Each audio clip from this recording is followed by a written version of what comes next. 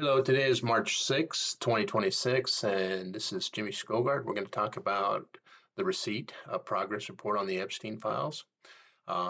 Transparency is not a slogan, it's a timeline. If you remember nothing else from our conversation today, I want you to remember that. In Washington, transparency is a buzzword to get through a press conference. In Wyoming, we use it as a standard to measure the truth. We were promised the Epstein files and we were promised justice for the survivors, but as of today, the record shows a representative who follows some unknown leadership's clock rather than a winding the clock for the Wyoming people. To understand what I'm saying, I'll rate our representatives' accountability on a scale of 1 to 5, where 3 is just doing a basic job.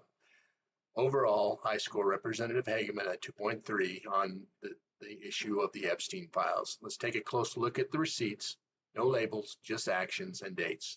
Let's start with the procedural stall. Back on September 3rd, 2025, House leadership had an opportunity to do the right thing and bring the files into the light, but instead brought House Resolution 672, a procedural rule, to the floor. Now, in plain English, this procedural rule was just a way to bundle and confuse us. It was a way for House leadership to hide a specific issue inside a massive stack of unrelated business, in our case, releasing the Epstein files. House Resolution 672 was not a release, it was a lane shift. House leadership, backed by Representative Hageman, routed the measure to Oversight Committee without a hard public deadline. So I used the timeline test here. Did the public get a verified release date for the Epstein files? No. On a scale of 1 to 5, I give this step a 2 because committees are often where inconvenient truths go to be studied until the news cycle moves on and everyone forgets. Everyone except, of course, the survivors. The survivors did not need another lane. They needed results on a clock. In Wyoming, we need to ask why our representative chose stalling over action. Let's move on to the alignment. Our Representative Hageman voted yes on House Resolution 672, the procedural package that stalled the Epstein files.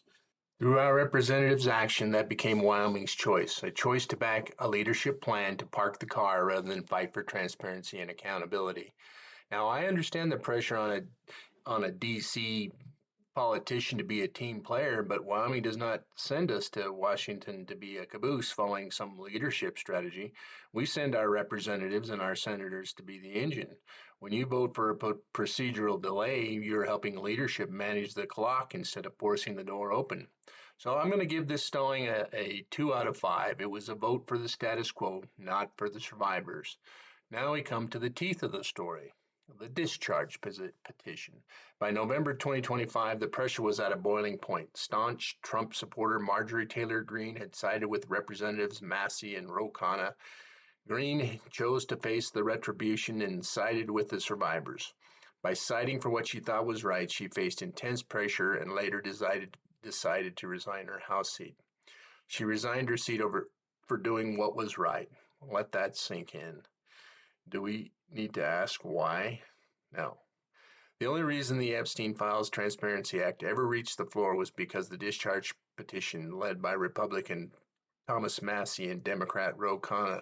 For those who do not live in the weeds of DC, a discharge petition is the break glass in case of emergency tool. It requires a majority of members to sign their names to force a bill out of committee that is trying to kill it. Wyoming has no Marjorie Taylor Greene trying to do the right thing forced by the survivors.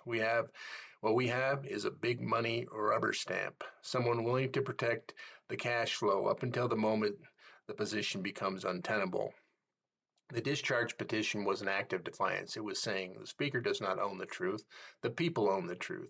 Our Representative Hageman voted yes on the final bill once it was forced to the floor, and I'll give her credit for that yes. But we have to ask, was she on the petition early, or did she wait until the outcome was unavoidable? I give the yes vote on the bill a 3 out of 5 because voting yes when the pressure is at its peak is just doing the job. Real leadership would have been showing solidarity with Representative Greene and others who forced these records into the light when the public release was still in the dark. When we tally these receipts, we land at a 2.3 out of 5, and that, my friends, is the definition of limited urgency. When it leaves Wyoming with a follower, not a leader. We do not need more talking points about considering the truth. We need the Epstein files released. We need the survivors protected, and we know who actually fought for it when the doors were locked. We demand the truth because that is the mission, the standard we should set for our representatives and senators. As of today, March 6, 2026, we have a massive release of files, yet the release is not clean, complete, and universally trusted with transparent accounting. We have records released with omissions and redactions that protect the powerful and ignore justice. Please join us, keep the pressure on. Visit schoolguard2026.org and let us get back to the business of the truth. Thank you for joining me today, and I'll see you tomorrow.